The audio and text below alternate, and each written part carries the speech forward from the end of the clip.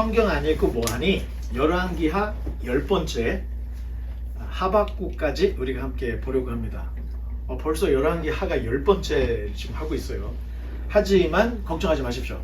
이대로 가다 보면 우리가 그냥 구약 성경을 다 끝을 내는 거기 때문에 아니 뭐 이렇게 열왕기하가 10번씩이나 하냐? 그럴 수밖에 없습니다. 연결된 선지자들을 보기 때문에 우리가 그렇게 하고 있는데요.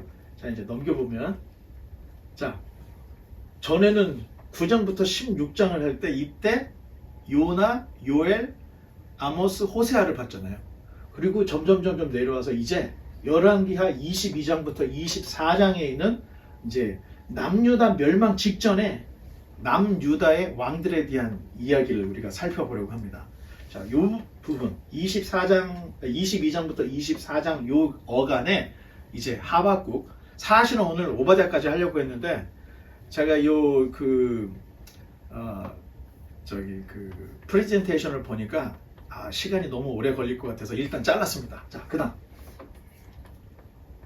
자, 이렇게 22장, 23장, 요 24장부터는 24장은 바벨론에 이제 함락되는 내용이 나오는데 23장까지 보면 요아스까지가 나옵니다. 요아스는 요시아의 아들이에요. 여기까지가 나오는데 요 어간에 하박국 선지자가 활동을 했습니다. 자, 넘겨보면, 자, 끊임없이 노력을 해야 됩니다. 북왕국, 남왕국. 자, 북왕국은 여로보암, 나답, 바하사, 엘라, 시므리. 요 기간에 남유다는 르호보암, 아비암, 아사. 자, 넘기면, 자, 이때부터는 야합을 했죠. 오므리 왕족, 오므리, 아합, 아샤, 여호람 내지는 요람이라고 하죠. 호세아가 4대 만에 멸망할 것이라고 했는데 딱 그렇게 된 거예요. 그리고 남유다는 여호사밧, 여호람, 아샤. 넘기면 각자 개혁을 해요. 예후가 이끄는 개혁이 시작이 돼서 요아스, 여로보암 2세, 스가랴. 그리고 남유다는 아달랴, 요아스, 그 다음에 아마샤, 우시야. 자, 넘기면, 자, 북왕국은 살룸, 무나엠, 부가이아, 베가, 호세아까지 가고 멸망을 합니다. 요때 요담과 아하스가 통치를 했고요. 남쪽에는. 자, 북왕국이 멸망을 해요. 북왕국이 멸망을 했지만 남왕국은 아시리아의 공격을 반드시 막아내요. 반드시. 그래서 히스기야, 므낫세, 아몬까지 갔고, 자, 넘겨보면 이제 마지막 이제 왕조입니다. 요시아의 아들 요아스, 요시아의 아들 요야김, 요야김의 아들 요야긴, 그리고 요시아의 동생 시드기야가 섭정을 하면서 결국에는 20명의 왕과 함께 588년 또는 586년이라고 이야기하는데 주전 588년쯤에 남왕국이 멸망을 합니다. 자, 지금은 우리가 이제 요시아, 요아스까지만 볼 텐데 오늘은 요시아까지만, 그리고 다음 시간에 요아스에 대해서 조금 더 깊이 이제 살펴보려고 합니다. 자, 다음. 자, 요시아는 남유다의 16번째 왕입니다. 자, 요시아의 아버지가 아몬이었는데 한 2년 동안 므낫세가 하던 짓을 똑같이 했던 거예요. 그래서 화가 난 신복들이 아몬을 제거를 해버렸습니다. 그랬더니 백성들이 촛불 들고 일어나서 왕을 죽이는 신하가 어디냐, 다 처형을 하고 이 아몬의 8살 난 요시아를 왕으로 세워요. 그래서 요시아가 8살에 왕에 오르게 됩니다. 자, 남유다에게 가장 행복한 시기가 언제였을까라고 이야기한다면은 아마 다윗 솔로몬일 거예요. 그런데 남북으로 분열이 되고 난 이후에 가장 행복했던 때가 언제냐? 바로 요시아 때입니다. 요시아의 통치가 나라를 완전히 바꿔놨습니다. 자, 요시아는 다윗 이래에 가장 경건한 길을 걸어갔던 왕 중에 한 명이었습니다. 그리고 개혁 같은 개혁을 했어요. 그리고 예루살렘만 국한된 개혁이 아니라 유다 전체에 이르는 개혁, 그리고 심지어는 북쪽까지도 그 개혁을 넓혔는데 유다의 역대 왕들이 못했던 거국적이고 철저한 개혁 운동을 했던 왕이 바로 요시아입니다. 자, 그 다음. 자, 요시아는 8살 때 왕이 됐죠. 16살 때 하나님을 만납니다. 그리고 25살 때 종교개혁을 해요. 자, 종교개혁은 먼저 성전 수리하는 것으로 시작합니다. 자, 예루살렘 성전이 얼마나 오랫동안 방치가 됐는지 먼지가 수북히 쌓여있던 거예요. 자, 히스기야는 사네립이 요구하는 전쟁 배상, 이걸 위해서 성전 문에 met기칠했던 이 금까지 다 벗겨가지고 뜯어냈던 거예요. 그러니 성전 모양이 어떻겠어요? 금을 다 벗겨내버렸으니까. 그리고 히스기야의 아버지였던 아하스는 다메섹에 가서 다메섹 신전을 보고 자기 임의대로 성전을 리모델을 해버렸던 거예요. 자, 이런 일들이 있었습니다. 그리고 므낫세 아몬은 우상 숭배하느라 성전을 애물단지 취급을 했던 거예요. 아예 성전에 대해서 손도 안 쓰고, 그러니 먼지가 수북히 쌓인 폐허처럼 됐던 거예요, 성전이. 자, 그러니 성전은 거의 반세기 이상, 자, 아하스, 히스기야, 므낫세 아몬 때까지 거의 4대죠. 그럼 반세기요. 반세기 동안 그냥 방치가 돼 있었던 거예요. 자, 성전이 수리되고 있는 중에 제사장 힐기야가 두루마리, 이렇게 스크롤을 하나를 발견하게 된 거예요. 그런데 제사장이 이 두루마리를 열고 이게 뭔지 몰랐던 거예요. 이게 뭐지? 그랬던 거예요. 그래서 여선지자였던 훌다에게 찾아갑니다. 선지자요, 내가 지금 성전 청소하다가 이 두루마리를 발견했는데 이게 뭡니까? 그랬더니 선지자가 딱 보면서, 야, 이 사람아, 이게 유실됐던 성경 아니야, 성경. 깜짝 놀랐던 거예요. 자, 그래서 제사장 힐기야가 부랴부랴 이 두루마리를 요시야에게 가지고 갔고, 서기관 사반이 요시야에게 이 두루마리를 차근차근 읽어주기 시작했습니다. 자, 이 사반의 이 성경을 읽어주는 그 소리를 듣고 말씀을 들은 요시야가 옷을 찢으면서 대성통곡을 합니다. 성경을 듣는 것만으로도 민족의 죄를 자각하고 회개를 하게 되는 역사가 일어났던 거예요. 자, 왜 열왕기 상하에서 왕들에게 주목을 하느냐? 부패가 왕궁에서 시작이 돼서 비천한 데까지 가는 거예요. 그 왕궁의 그 모습을 보면, 그 나라의 부패 정도, 왕궁의 모습을 보면 얼마나 신실한지를 다 볼 수가 있다는 거예요. 그러니 비천한 자까지 얘기를 하지 않고 제일 중요한 왕궁 이야기, 왕들의 이야기를 열왕기 상하에서 다루고 있는 겁니다. 자, 그런데 요시야가 사반이 읽어주는 이 율법을 듣고 통곡을 하는 거예요. 왜냐? 지금까지 자기네들이 북이스라엘이 멸망을 하고 이렇게 수세에 몰리고 계속해서 작아지는 이유가 하나님이 주셨던 율법대로 살지 않아서 이렇게 됐다는 것을 율법을 들으면서 깨달았던 거예요. 자기 아버지, 할아버지, 이분들이 다 헛된 짓을 해서 이 모양 이 꼴이 됐다는 것을 깨닫고 옷을 찢으면서, 중동 사람들은 이런 문화가 있어요. 막 자기 수염을 막 쥐어뜯고 머리털을 막 쥐어뜯고 옷을 다 찢는 거예요. 그리고 죄를 뒤집었어요. 죄를 막 흙 같은 걸 막 뒤집어 쓰면서 회개를 하는 거예요. 이 요시야가 갑자기 그 성경을 듣고 막 옷을 찢으면서 통곡을 했던 거예요. 자, 요시야의 개혁은 유다 온 땅에 율법이 읽혀지는 거예요. 자, 그냥 제도적으로 조금 하는 게 아니에요. 백성들이 성경을 몰라서 이 꼴이 났구나 하는 걸 알았기 때문에 모든 백성들에게 성경을 읽게끔 해줘야 되겠다. 자, 제대로 된 개혁이 시작이 됐던 겁니다. 자, 여호와 앞에서 다시 언약을 딱 세워서 온 백성이 오직 여호와만을 섬기기로 서약을 하게 합니다.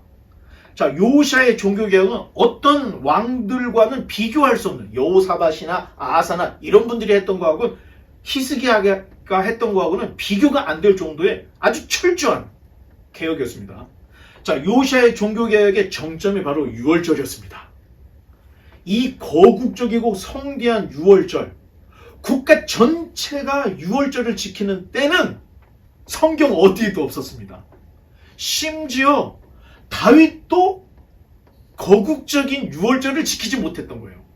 아예 성경에는 아예 그냥 얘기하기를, 사사들이 다스리던 때부터 그때까지 한 번도 유월절이 제대로 지켜지지 않았다는 이야기를 쓰고 있습니다. 그런데 그 거국적인 유월절 개혁을 요시아가 해놨던 겁니다. 자, 요시아의 종교개혁은 국가적 유월절을 지키는 데까지 철저히 이르렀던 거예요. 말씀을 읽고 회개했다면 당연히 거룩한 삶으로 연결되는 것이 당연한데 요시아와 그의 개혁을 통해서 완전히 거듭났구나, 완전히 사람이 개혁이 됐구나, 이걸 볼 수가 있다는 겁니다. 자, 절기를 지켰다는 것은 1년 내내 여호와의 절기의 시작이 6월절부터 시작이 되기 때문에 6월절 무교절, 오순절 뭐 다 지키겠다는 의미가 담겨져 있는 거예요. 그래서 1년 내내 주님과 동행하는 삶을 결심하는 그런 의미로 6월절이 지켜졌다. 자, 그 다음. 자, 요시아의 이 종교개혁은 유다에만 국한된 게 아니었어요. 그리고 분명히 이 요시아는 반아시리아 정책을 폈습니다. 그런데 아시리아가 멈칫멈칫하는 걸 보고 아시리아 영향 아래에 있던 북방 지역까지도 개혁을 넓혀나갔던 거예요. 자, 옛 북왕국 이스라엘 땅에 퍼져있던 우상과 산당들까지 제거를 해버렸어요. 몰래 가서.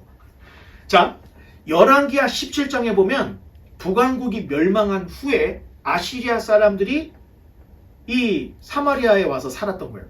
그런데 어떻게 하나님을 섬기는지 모르고 지멋대로 살다가 뭐가 나타났어요? 사자가 나타나서 사람들을 잡아먹는 일이 생기니까 아시리아 왕에게 큰일 났습니다, 이런 일이 있습니다 했더니 아시리아 왕이 야, 제사장 하나를 잡아다가 어떻게 살아야 되는지, 어떻게 여호와를 섬겨야 되는지를 배워.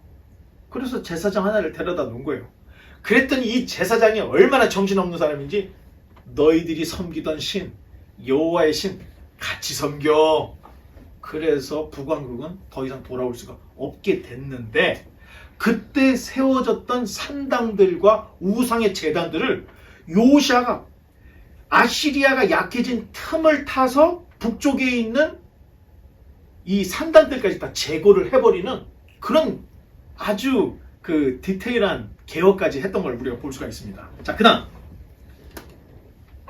그런데 이렇게 대단했던 요시아, 온 국민에게 사랑을 받고 하나님께 사랑을 받던 요시아가 젊은 나이에 전쟁터에 나가서 죽어버리는 겁니다. 요절을 해버린 거예요. 자, 그것도 종교개혁을 한참 일으키고 있는, 앞으로 할 일이 너무너무 많은데 그 일을 하다 말고 갑자기 죽어버린 거예요. 자, 요시아가 갑자기 전쟁터로 뛰어나갔는데 어이없이 전사를 했죠. 자, 넘기면, 자, 성경에는 없는 전투가 몇 개 있어요. 전에 우리 아합 얘기할 때 카르카르 전투에 대한 이야기를 했었죠. 카르카르, 이 아합을 중심으로 가나안 연합을 조성을 했는데 그 전투, 그 성경에 없는데 역사 기록에는 있다고 그랬죠.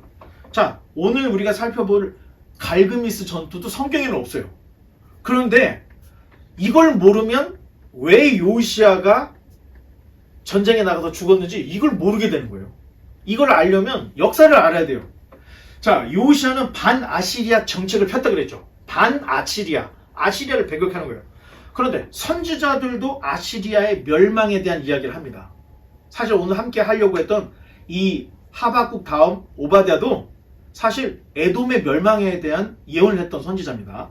자, 그 당시 국제정세는 바벨론이 이미 아시리아의 니느웨를 탈환을 해버린 때였어요. 자, 여기가 바벨론, 여기가 지중해, 자, 여기가 유다입니다. 요만큼이 유다예요. 그 밑에 에돔이 있어요? 모압이 있어요? 진짜 여기에 예루살렘이 있는 거예요. 여기가 요단강이고 여기가 사해, 여기가 갈릴리. 이렇게 작아요. 바벨론이 이렇게 크죠. 갈대에서 시작됐던 이 바벨론이 우르르르 밀고 와서 니느웨 성, 요나가 회개를 시켰던 니느웨, 나훔의 150년 후 나훔이 니느웨가 멸망되리라고 했는데 그 성취가 이 역사에서 일어난 거예요. 바벨론 사람들이 니느웨를 탈환해버렸던 거예요. 그러니까 수도 니느웨를 멸망을 시켜버리니까 잔당들이 어떻게 될까요? 자, 모여! 이 갈그미스라고 하는 곳에 모여드는 거예요. 아시리아의 잔당들이. 그래서 쫙 모여서 이 바벨론과 일전을 벌이려고 딱 준비를 하고 있었습니다. 그런데 생각해보니까 자기네 힘만으로는 못할 것 같아. 그래서 아시리아 때 애굽이 속국이었거든. 조공을 바치고 있었거든. 그러니까 전령을 보내서 애굽에게 바로 누고 2세가 통치하던 때인데 지금 우리가 아주 큰 전쟁을 하고 있으니까 군대를 보내! 그렇게 했던 거예요.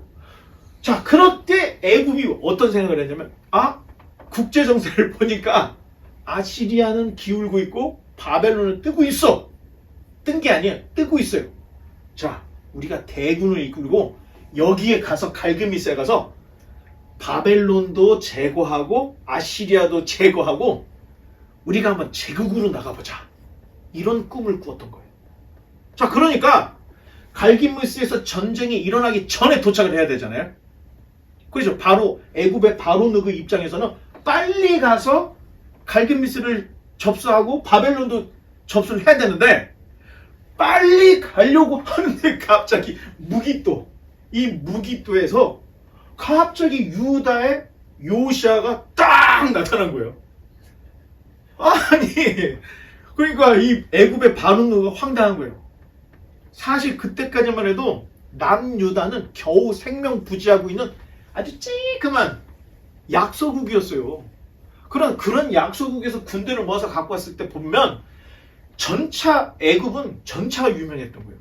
전차가 한번 하고 지나가면은 진짜 갈대 쓰러지듯이 병사들이 다 넘어져요. 왜? 바퀴에 칼날이 달려있기 때문에 그냥 밀고만 가도 병사들이 다 쓰러지는 거예요. 전차 부대를 가지고 간 애굽 입장에서 보니까 아니 찌그만 젊은 요시아가 자기네들 병사 데리고 찌짜부짜 하고 있는 거야. 야! 못 간다! 이러고 있는 거야. 그러니까 애굽의 바로누가 얼마나 황당하겠습니까?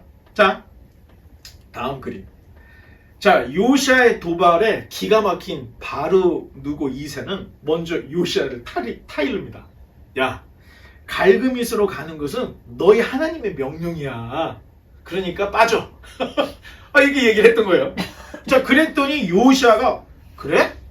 자기가 입고 있던 왕복을 벗어버리고 사병 옷을 입습니다. 아합처럼 옷을 가려봐요. 병사 옷을. 그리고 공격! 전투를 벌였던 거예요. 완전히 골리앗과 다윗과 골리앗의 싸움이 또 벌어진 거예요. 이 엄청난 바로누그의 군대와 몇 안 되는 이 요시아의 군대가 전쟁이 붙은 거예요. 어디서? 뒤로 잠깐 가면 여기 무기또라고 하는 요 평야에서 딱 전쟁이 벌어진 거예요. 다시 이제 넘어갈게요. 자, 그런데 아니 바로누가 놀란 거예요. 요시아가 아예 자기 목숨 내놓고 달라붙는 거야. 옷도 병사 옷을 입고 막 싸우고 있는 거예요.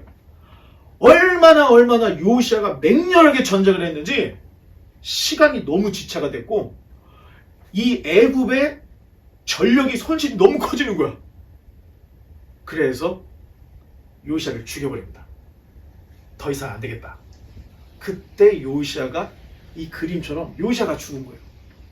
자, 결국 갈그미스에 늦게 도착한 바로누고 2세는 아시리아의 갈그미스를 구하지도 못했고 바벨론에게 무참히 패배를 해가지고 두 마리 토끼는커녕 겨우 목숨만 부지하고 돌아오게 됐습니다. 철군을 할 수밖에 없었던 거예요. 자, 이쯤 되면 바로누고 2세, 애굽의 바로누고 2세가 화가 났겠습니까? 안 났겠습니까? 화가 엄청난 거예요. 이 내 상대도 안 되는 이 요시아, 이 남유다가 감히 나의 길을 막어? 화가 독이 오를 대로 올라갔고 애굽으로 돌아가는 길에 유다를 딱 들어갑니다. 그리고 유다를 완전히 쑥대밭을 만들어 버리는데 요시아의 뒤를 이은 요시아의 넷째 아들이에요. 이것도 신기해요. 자, 역대하를 보면 요시아의 아들들의 이름이 나오는데 이 요아스는 요시아의 넷째 아들이에요. 그런데 넷째 아들이 요시아의 왕권을 이었던 거예요. 그것도 의문입니다. 자, 요아스가 왕이 된 걸 보고 애굽의 바로누고가 잡아내립니다. 그리고 포로로 끌고 가고 요시아의 둘째 아들인 엘리야김의 이름을 요야김으로 이름을 바꿔요. 자, 이름을 바꾼다는 것은 너는 이제부터 내 환관이야. 이런 뜻이 담겨져 있는 거예요. 왕이긴 왕이지만 바로 느고를 섬겨야 될 환관이 됐다는 의미가 있어요. 그래서 이 강대국의 왕이 작은 나라의 왕들의 이름을 바꿔버립니다. 자, 지금 유다의 왕들은 숱하게 이제 이름이 바뀌어질 텐데, 자, 엘리야김의 이름을 여호야김으로 바꾸고 꼭두각시 왕으로 세워놓습니다. 그러면서 엄청난 전쟁 배상금과 조공을 요구를 합니다. 1년에 한 번씩 이렇게 보내고 이렇게 보내고 이렇게 한 번 보내고 1년에 한 번씩 이렇게 보내고 이렇게 보내고 엄청난 조공을 물려놓고 가버렸던 거예요. 자, 요시아의 죽음은 온 유다가 슬퍼했습니다. 우리의 희망이었던 요시아가 종교개혁을 일으키고 엄청나게 나라를 세우다가 갑자기 요절을 해버린 거예요. 자, 그래서 얼마나 백성들이 많이 울었는지 누군가가 슬프게 울고 있으면, 야, 이 사람아, 요시아가 죽었을 때처럼 왜 이렇게 슬프게 울어? 이렇게 쓰는 이 말이 나올 정도로 이 슬픈 통곡은 요시아 때 일어났던 통곡으로 이해할 정도로, 이런 말들이 있을 정도로 온 유대 전체가 너무 슬퍼했던 겁니다.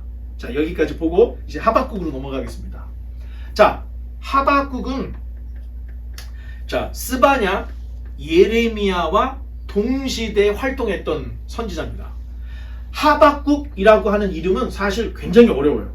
왜냐하면 어원을 따져서 찾아보기가 쉽지가 않거든요. 그런데 대충 우리가 지금은 어느 정도까지 결론을 하냐면 씨름꾼이다 이렇게 얘기를 합니다. 여러분, 씨름꾼이다 할 때는 이름에서도 캐릭터가 나오는 거예요. 이 사람은 하나님께 엄청 따져물었던 거예요.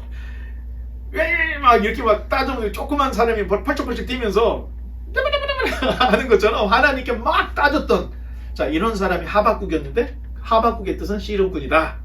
자, 하박국에 대한 정보도 대단히 제한적입니다. 다만 내용상 우리가 추측할 수 있는 것은 하박국 선지자는 하나님이 하시는 일에 대해 의아심을 굉장히 많이 품고 있었고 질문을 해요, 하나님께.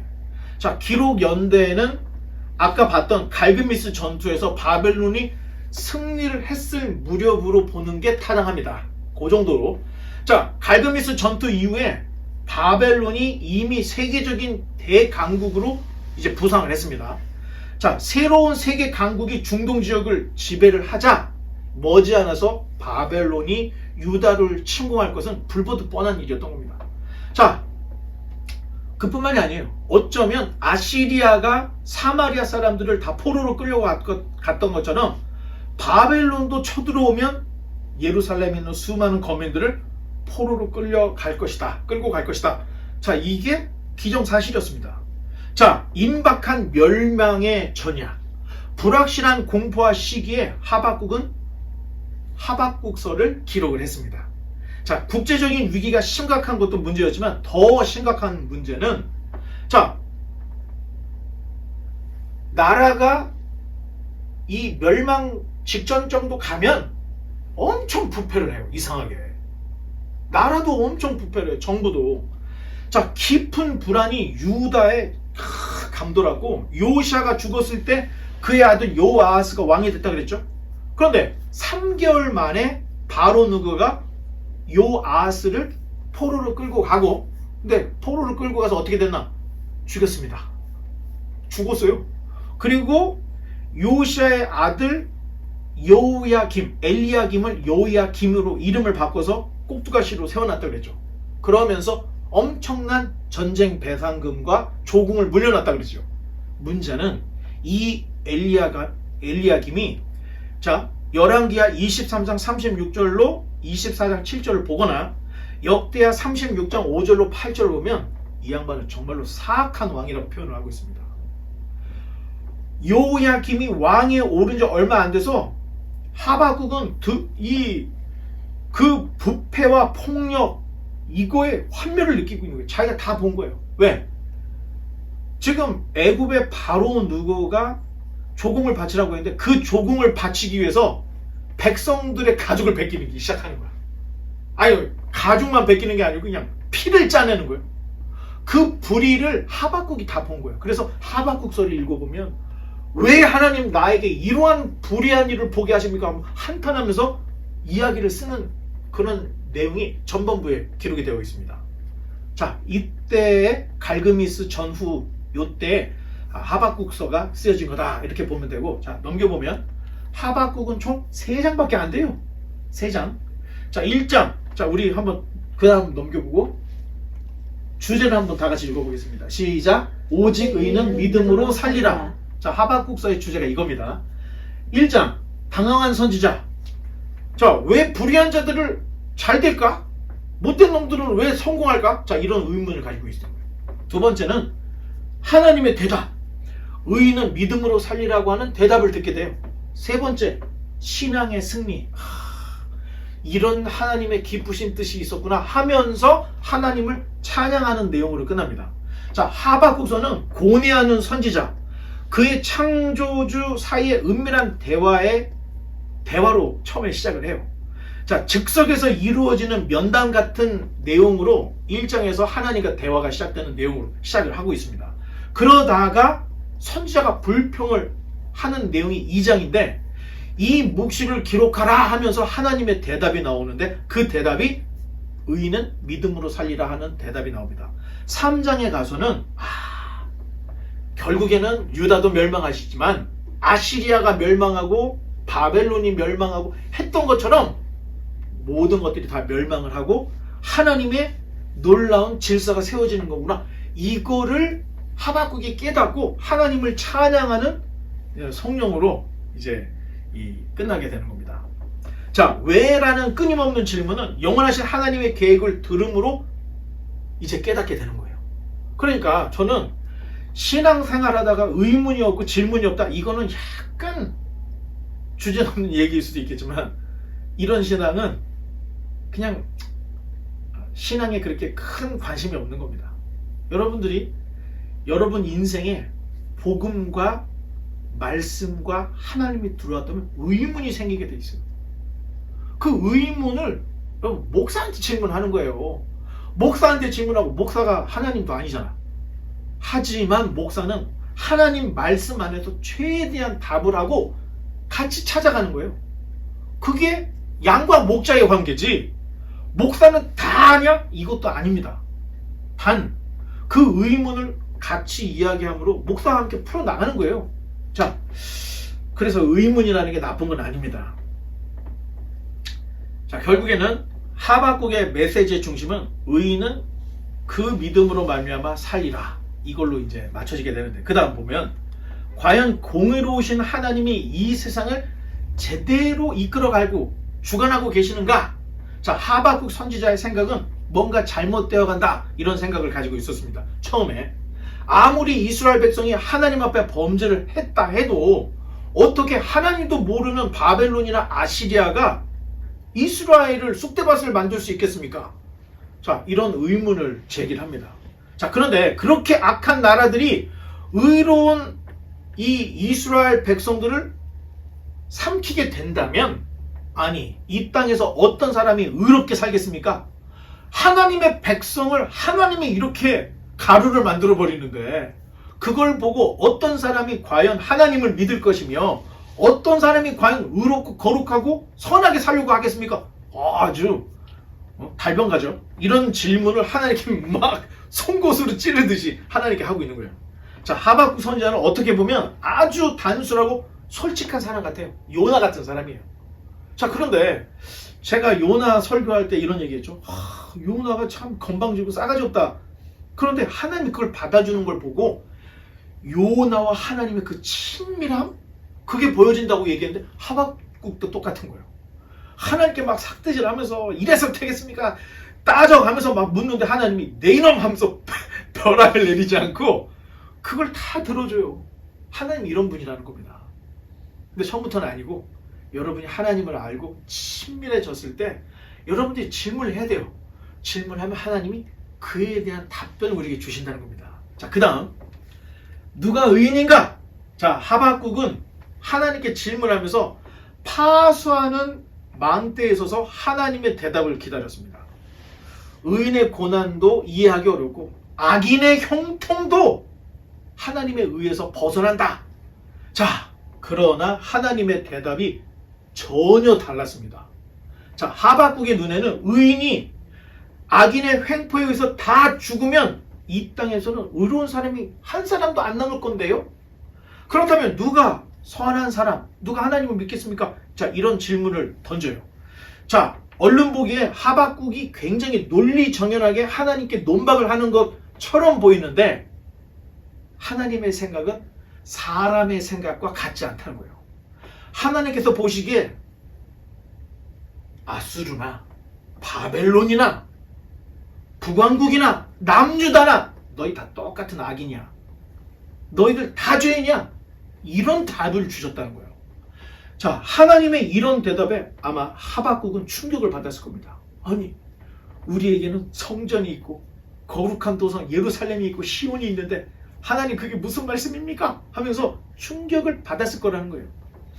이스라엘도 의인이 아니라는 이 대답은 아마 하박국만 아니라 이 성경에 있는 모든 사람들이 에이? 뭐지? 다 이렇게 의문을 가졌을 거예요. 자, 심지어 하나님께서는 예루살렘의 멸망을 너무 슬퍼하던 예레미야에게 이런 얘기예요. 야, 너 당장 골목에 가서 의로운 사람을 네가 한 명만 찾아온다면 내가 예루살렘을 멸망시키지 않을게. 하나님이 예레미야에게 이런 얘기까지 했어요. 자, 선지자들이 예언, 심판 예언을 할 때는 야, 너희들 하나님 심판한다 이렇게 즐거웠던 게 아니에요. 그 심판 대상에 자기 가족들도 포함이 되어 있기 때문에 심판에 대한 슬픔이 있었던 거예요. 그거 하나님께 따져 물어요. 하박국만 그런 게 아니에요. 모든 선지자들이 다 의문을 제기했던 거예요. 그랬더니 하나님이 네가 거리에 나가서 의로운 사람 한 사람만 데리고 오면 내가 심판을 안 하겠다. 이런 얘기를 해요. 그런데 예레미야가 데리고 올 수 있었습니까? 없었습니까? 못 데려왔어요. 창세기에 나오는 소돔과 고모라는 의인 10명이 없어서 멸망했죠. 예루살렘은 의인이 한 명도 없어서 결국에는 멸망당했다. 이런 이야기를 하나님이 하고 있는 거예요. 그러니 선지자들 마음이 찢어지는 거죠. 자, 율법과 선지자들의 말씀, 성전이 있다 해도 그것은 장식뿐이었다는 거예요. 하나님 보기에. 뭐 거룩하게 옷을 입고 제사장 옷을 입고 뭐 가운을 입고 뭐 하나님은 겉모습을 보이시는 분이 아니라는 거예요. 성전 크기를 보는 분이 아니라는 거예요. 헌금이 얼만큼 거둬들여졌냐 이걸 보고 교회를 판단하고 성도를 판단하는 분이 아니라는 겁니다. 이건 다 장식에 불과하다는 거예요. 읽지도 않고 깨닫지도 못하고 습관적인 종교 행위로는 결코 하나님 보시기에는 의롭지 않다는 거예요. 실상 유다 나라도 유다인들도 예루살렘도 하나님 보시기에 결코 의롭지 않았다. 하박국에게 명확하게 얘기를 해주는 겁니다. 자, 그 다음. 자, 그러면서 깨닫게 되는 것이 만사가 때가 있고 이 묵시는 정한 때가 있다는 것을 듣게 됩니다. 자, 악인이 형통하는 것 같지만 영원히 형통하는 게 아니라는 겁니다. 반드시 정한 때까지만 악인이 형통한다는 거예요. 의인도 영원히 고난 아래에 있는 게 아니라는 거예요. 의인의 고난도 오래 가는 것이 아니다. 하나님께서 하박국에게 이런 이치를 들려주시는 거예요. 악인들에게 의인이 다 죽는 것 같지만 그렇게 되지는 않는다. 이런 이야기를 하시면서 결국 아시리아도 바벨론도 하나님께서 사용하는 불방망이 채찍에 지나지 않아. 그들도 회개하지 않으면 그들도 다 멸망하게 될 거야. 이런 이야기를 하나님이 하박국에게 하십니다. 자, 그 다음. 자, 하나님께서는 하박국에게 이 계시를 기록하여 판에 새겨라. 달려가면서도 모든 사람이 읽을 수 있도록 그렇게 하라고 했는데 한번 버튼 눌러보면 자, 한번 다 같이 읽어보겠습니다. 시작. 보라, 그의 마음은 교만하며 그 속에서 정직하지 못하나 의인은 그의 믿음으로 말미암아 살리라. 자, 다 죽고 멸망하는 게 아니라는 거예요. 사는 사람도 있는데 그 사는 사람은 의인은 믿음을 가진 사람, 믿음을 가진 의인은 결코 죽지 않으리라. 이런 이야기를 하고 계십니다. 자, 여기에서 위대한 진리가 나옵니다. 의인은 믿음으로 의롭게 되는데 하나님은 그 의인을 결코 죽게 내버려 두시지 않는다는 거예요.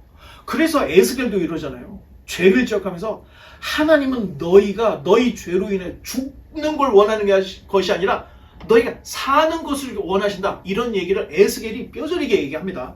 그러니까 참 선지자들이 하는 이야기는 공통점이 있어요. 자, 하나님 관점에서 믿음이 없는 것이 곧 악이다. 믿음이 있는 것은 의다. 하나님 이렇게 보신다는 거예요. 믿음이 있고 없고를.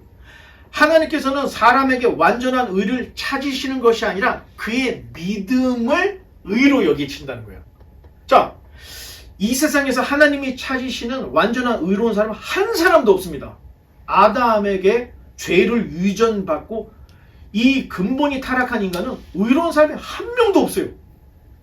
그런데 하나님께서 의로 여겨주시는 것은 믿는 자들, 하나님을 구하는 자들, 하나님을 찾는 그 마음과 결심과 그의 삶을 하나님 의롭게 보신다는 거예요.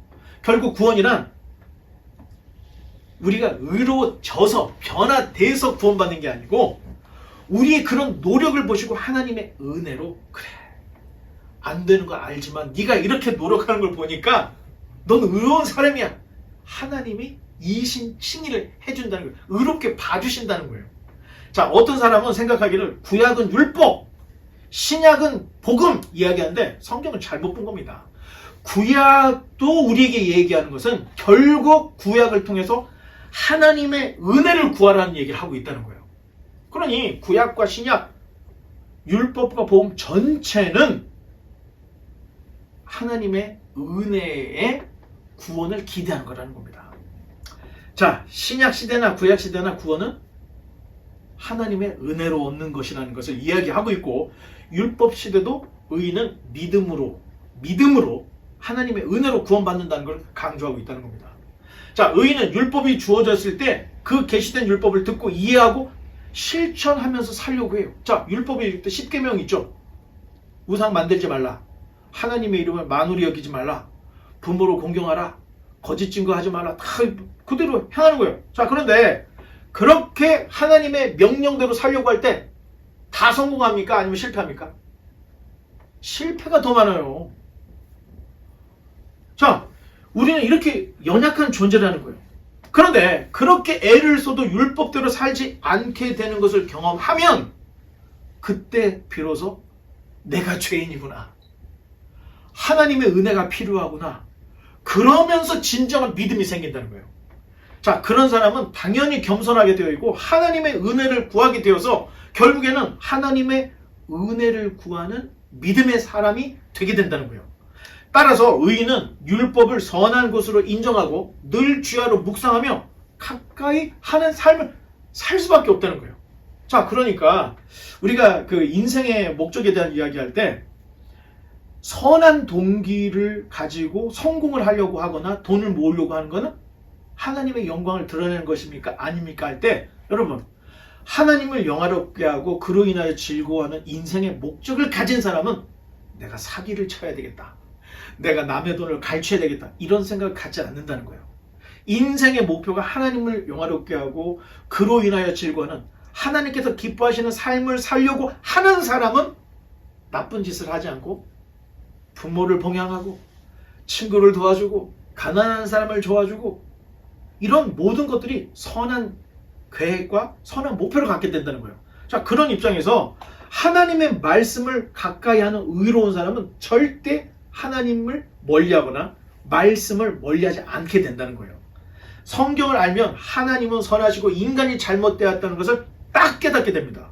그래서 자기가 죄인인 줄 알고 그리스도가 필요하다, 메시아가 필요하다고 하는 요청을 하게 된다는 거예요. 그때 이 땅에 오신 예수 그리스도를 믿는 겁니다. 자, 이런 것들이 연결이 돼야 돼요.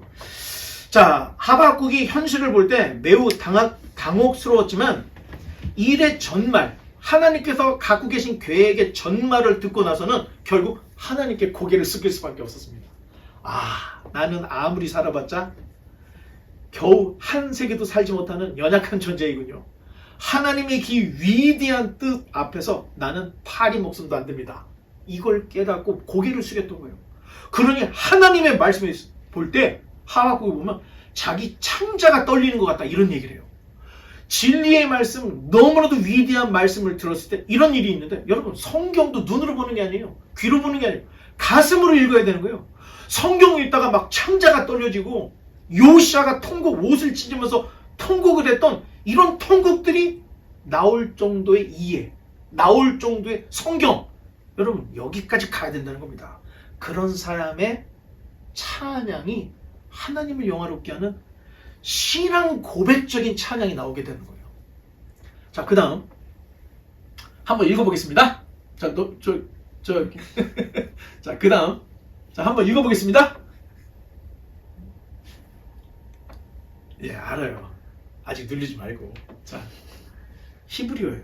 히브리어는 왼쪽에서 오른쪽으로 읽지 않고 오른쪽에서 왼쪽으로 읽는다 그랬죠. 자, 여기 모음이 없어요. 지금 모음이 없는 고대어는 모음이 없어요. 그게 어떻게 읽어야 되냐? 에무나 에무나 자음만 있습니다.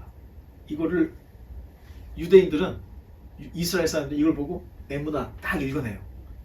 자, 이걸 뭐 제가 여러분들을 뭐 시험하려고 그러는 게 아니고 여러분들에게 각인을 시켜주려고 제가 지금 계속 얘기를 하는 거예요. 구약에서 믿음의 히브리어 단어가 에무나입니다. 에무나. 자, 그런데 히브리어 에무나를 믿음으로 번역한 성경은 하박국서밖에 없습니다. 에무나라고 하는 단어가 구약 성경에 굉장히 많이 나와요. 그런데 대부분이 어떻게 번역을 하냐면 성실, 진실, 충성, 에무나를 그렇게 번역을 했습니다. 다.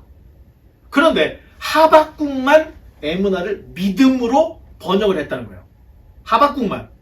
자, 문제는 사도 바울이 구약을 인용할 때 에무나를 하박국이 인용했던 믿음이라는 말로 그대로 인용을 해서 오직 의인은 믿음으로 말미암아 살리라. 이걸 그대로 가지고 온 거예요. 자, 바울 당시 사도 바울의 가장 큰 그 이슈는 율법주의자들과 싸우는 거예요. 율법주의자들은 구원에 있어서 행함, 율법이 준수돼야 된다. 자, 복음은 내 행위하고는 관계가 없습니다. 믿고 회개하는 자는 하나님의 자녀가 된다. 이게 복음이에요. 그런데 율법주의자들은 믿음 플러스 구원의 조건으로 율법 준수를 요구했던 거예요. 사도 바울이 이거를 끊어내기 위해서 갈라디아서, 로마서 이런 것들을 막 썼던 거예요.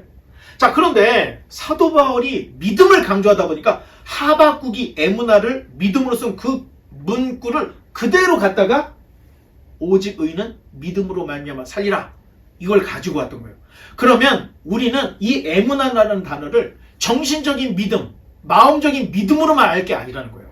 이 단어에 숨겨져 있는 진짜 의미는 사실은 충성이라는 의미가 가장 많다는 거예요. 에무나는 충성입니다, 여러분. 그냥 관념적으로 믿는 거, 이 의미가 아니라는 거예요.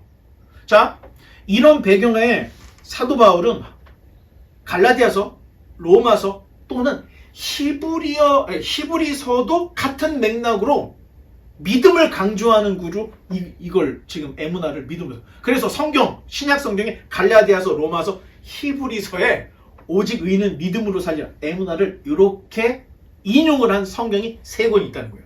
자, 히브리어의 에무나를 헬라어로 바꾸면 피스티스입니다. 이 피스티스가 영어로 올 때는 페이스가 됐습니다. 페이스. 빌리브가 아니에요. 페이스예요. 자, 중세 암흑기에 루터가 신약, 갈라디아서, 로마서, 히브리서에 기록되어 있는 오직 의인은 믿음으로 살리라. 왜냐? 중세 천년이 캐톨릭, 로마 캐톨릭 때문에 완전히 암흑기가 됐잖아요. 그때는 율법주의자는 되는 것도 아니야. 너무나도 암흑스러웠던 때였던 거예요. 헌금을 안 내면 지옥 간다고 돼 있으니까. 그러한 시대에 루터가 인용했던 게 로마서, 갈라디아서, 히브리서 여기서 오직 의인은 믿음으로 살리라. 이 모토를 가지고 종교개혁을 일으켰던 거예요. 자, 하박국의 이야기가 신약 사도 바울을 통해서 오직 의인은 믿음으로 살리라 했고, 이 말씀이 루터를 통해서 종교개혁까지 왔다는 겁니다. 자, 문제는 이것이 그렇게 간단하게만 돼 있지 않다는 거예요. 자, 깊이 묵상해야 할 것은 믿음이란 단어는 단순히 관념적이고 정신적인 믿음으로 끝날 게 아니라 진실, 성실, 충성의 뜻을 품고 있는 이 의미를 정확하게 알고 믿어야 된다는 거예요. 따라서 믿는다 할 때는 여러분 관념적으로 머리로 아는 것이 아니라 삶으로 진실되게 성실하게 충성되게 믿는 것을 믿는 거다. 알아가는 것을 믿는 거다. 행함으로 믿음이 증명된다. 그래서 야고보는 행함이 없는 믿음은 죽은 것이라고 이야기했던 게 믿음과 행함은 같이 가야 된다는 거예요. 그래서 오늘 소요리 문답 3번에 뭐라 그랬죠? 무엇을 믿어야 할까? 어떻게 행할 것인가? 이 두 개의 균형을 교리는 붙잡아주고 있다. 그 얘기죠? 지금 하박국의 에무나 이 믿음과 너무나도 딱 맞아 떨어지고 있습니다. 자, 성경에서 말하는 믿음이란 신앙과 삶의 일치라는 깊은 뜻을 품고 있습니다. 이런 에무나, 이런 피스티스, 이런 페이스, 이런 믿음을 가진 자들을 하박국을 통해서 말씀하시기를 그들을 내가 건지리라. 그들은 믿음으로 살리라. 이렇게 말씀을 하셨던 겁니다. 자, 바라기는 우리 모두가 성경에서 말하는 하나님께서 기뻐하시는 진정한 믿음을 소유함으로 관념적인 정신 승리만 통하는 그런 믿음이 아니라 믿어서 삶이 변하고 정말로 하나님 나라에 갈 수 있는 하나님 백성처럼 살아갈 수 있는 완전히 거듭난 저와 여러분 되시기를 주님의 이름으로 간절히 축원합니다. 기도하겠습니다.